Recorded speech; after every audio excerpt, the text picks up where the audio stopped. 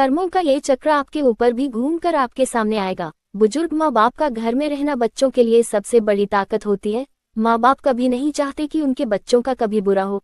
किसी भी बेटे को यह अधिकार नहीं कि वह अपने माँ बाप को घर से निकाले। यह बातें समाजसेवी सुनील कुमार यादव ने आजमगढ़ के फरेहा स्थित वृद्धाश्रम में बुजुर्गों के बीच समय व्यतीत करते हुए उन्हें कपड़े फल प्रदान करते हुए कहा। समाजसेवी सुनील यादव बुजुर्गों को भोजन परोसते समय भावुक हो उठे। आइए सुनते हैं उन्होंने क्या कहा।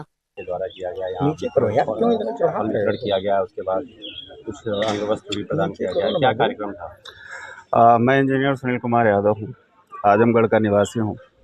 स्वतंत्रता दिवस के दिन अपने क्षेत्र के जनता के साथ मैं इस पर्व को मनाना चाह रहा था, आया भी था, मनाया भी। लेकिन इस स्वतंत्रता दिवस के दिन एक ऐसी जगह भी है जहाँ पे कुछ बुजुर्ग हैं जिनको अपने घर से निकाल दिया गया है। इनके दिल की स्वतंत्रता का हाल लेने मैं यहाँ पे आया था, वृद्धा आश्रम में, और बड़ा दुख तो हो रहा है और साथ में खुशी भी हो रही है कि मैं इन लोगों से मिल पाया, इनका आशीर्वाद ले पाया।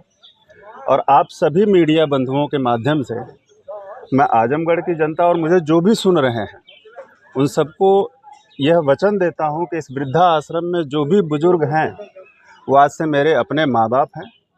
मैं अपने क्षमता के अनुसार जितना भी समय निकाल पाऊंगा, जो भी मैं इनकी सेवा में अर्पित कर पाऊंगा, मैं करूंगा। समाज को क्या संदेश देना चाहेंगे? समाज को यही संदेश देना चाहूँगा कि जो कर्म इनके बच्चों ने किया है, जिसकी वजह से आज ये वृद्धा आश्रम का सहारा लेने की कोशिश कर रहे हैं या यहाँ पे हैं, मैं ऐसे सारे नौजवानों को कम से कम ये संदेश दूं कि ये एक बहुत ही बुरे कर्म की श्रेणी में आता है। आपके माँ बाप की नीयत आपके लिए कभी खराब नहीं हो सकती है। उनका आपके घर में रहना ही अपने आप में बड़ी ताकत होती है। तो अगर मुझे कोई भी थोड़ा सा कुछ भी समझता है, अपना भाई समझता है, अपना बेटा समझता है, अपना बड़ा भाई समझता है, तो मैं समझता हूँ कि मेरी बात मानते हुए कम से कम ये कृत्य ना किया जाए। अगर आपको भाई आप खुद घर छोड़ के चले जाओ, अपने माँ बाप को घर से निकालने का कोई हक नहीं है। क्योंकि मैं एक उदाहरण देता हूँ आपको। राजा बलि को श्री रामचंद्र जी ने मारा था और राजा बलि मरते मरते अपने पुत्र अंगद को श्री रामचंद्र जी के हवाले करते हैं और अंगद जी स्वीकारते हुए जाते हैं। इसलिए नहीं कि वो अपने पिता सुग्रीव पर कोई उनकी नियति उन्हें दिखाई दे रही थी, कि उनकी नियति मेरे लिए साफ है, वो मेरे लिए जो भी सोच रहे हैं वो सही सोच रहे हैं। अगर मैं अपने माध्यम से, आप लोगों के माध्यम से ये कन्वे कर पाया, तो मैं ज़रूर कहूँगा यहाँ के लोगों को कि भाई आपके माता पिता की आपके लिए सोच, उसकी नियति हमेशा आपके पक्ष में होती है। कभी उनके बारे में कुछ गलत ना सोचें, उनकी सेवा करें। जैसे सेवा उन्होंने आपके पैदा होने के बाद आपकी की थी, उनके बुजुर्ग होने के बाद आपकी अपनी नैतिक जिम्मेदारी है कि आप करें। वरना कर्मों का ये ऐसा चक्र है कि ये कहीं ना कहीं घूम के आपके ऊपर भी आएगा।